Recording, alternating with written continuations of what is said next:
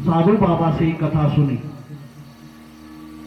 तो वो ब्राह्मण कथा में जब व्यास गद्दी पर बैठता था तो लोगों को इस कथा के बारे में जरूर बताता था कि मैं जीता जागता उदाहरण हूं, मैंने यमलोक के दर्शन किए हैं और मुझे केवल 2 रुपए के लिए ये जो पीठ का घाव है इसकी भयंकर यातना सहनी पड़ी। इसलिए कभी भी किसी को इस लालच में नहीं आना चाहिए कि जो है मेरे 2 रुपए बच जाए। पाप भुगतना पड़ता है और जब पाप पूरा होता है तभी हमें फिर मनुष्य की देह प्राप्त होती है। बार बार जन्म लेना पड़ता है, बार बार मृत्यु को प्राप्त होना पड़ता है।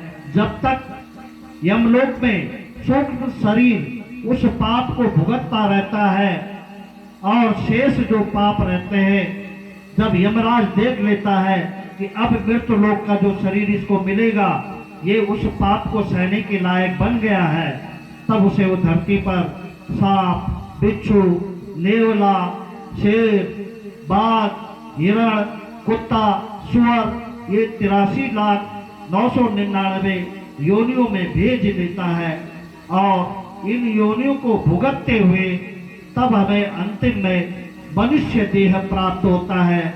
और ये मनुष्य देह इसीलिए मिलता है कि हम भगवान का भजन करें, भगवान की स्तुति करें। भक्ति बहुत कठिन चीज नहीं है, भक्ति के बराबर सरल चीज जो इस दुनिया में कुछ नहीं है। माताएं जब आटा गूंथती है और आटा गूंथते समय बोले श्री कृष्ण गोविंद हरे मुरारे हे नाथ नारायण वासुदेवा, तो उसमें जो है भक्ति का रस उस आटे में घुल जाएगा। जब आप यात्रा करते हैं ओम नमः शिवाय, ओम नमः शिवाय, ओम नमः शिवाय, ओम नमः शिवाय, बेकार की फालतू बातें सोचते हुए मत जाओ और ओम नमः शिवाय, ओम नमः शिवाय, ओम नमः शिवाय का जाप करते हुए जाओ तो वो यात्रा आपकी तीर्थ यात्रा हो जाएगी। तो भक्ति कोई बहुत बड़ी चीज नहीं है। सोते समय राम राम राम राम राम राम राम राम राम राम राम राम 108 बार बोल दो, सो जाओ और सुबह फिर उठो, फिर राम राम राम राम राम राम राम राम राम राम राम राम जपो, हो गई भक्ति। भगवान ये थोड़ी कह रहे हैं कि आप अपनी गृहस्थी का काम मत करो। गृहस्थ जीवन एक तपोवन है। सारे आश्रमों में गृहस्थ जीवन सर्वश्रेष्ठ है, क्योंकि गृहस्थ जीवन में ही मनुष्य सबकी सेवा करता है।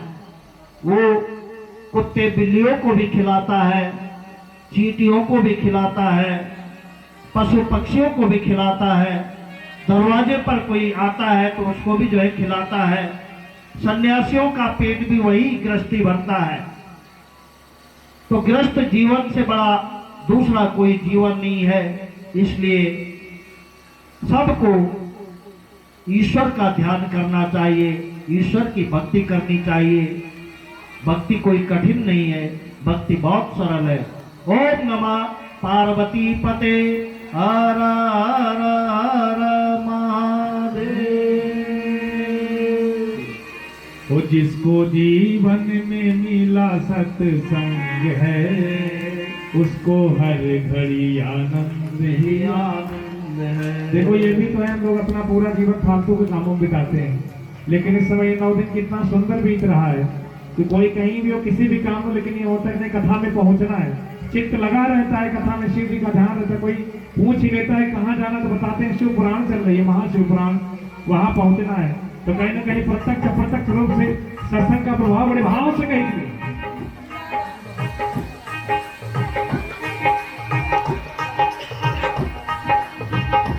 जिसको जीवन में मिला सत्संग है उसको हर घड़ी आनंद ही आनंद है। जिसको जीवन में मिला सत्संग है उसे हर घड़ी आनंद ही आनंद है। जिसको जीवन में मिला सत्संग है, उसे हर घड़ी आनंद ही आनंद है। भैया तो नहीं भाव जीवन में मिला सत्संग है, उसे हर घड़ी आनंद ही आनंद है। हाँ, जिसका भोले से जुड़ा संबंध है, उसे हर घड़ी आनंद ही आनंद है।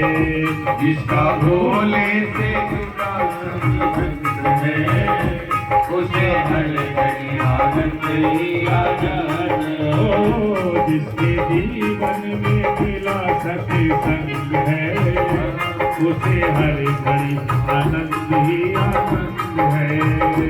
जिसको जीवन में मिला सत्संग है, उसे हर घड़ी आनंद ही आनंद है।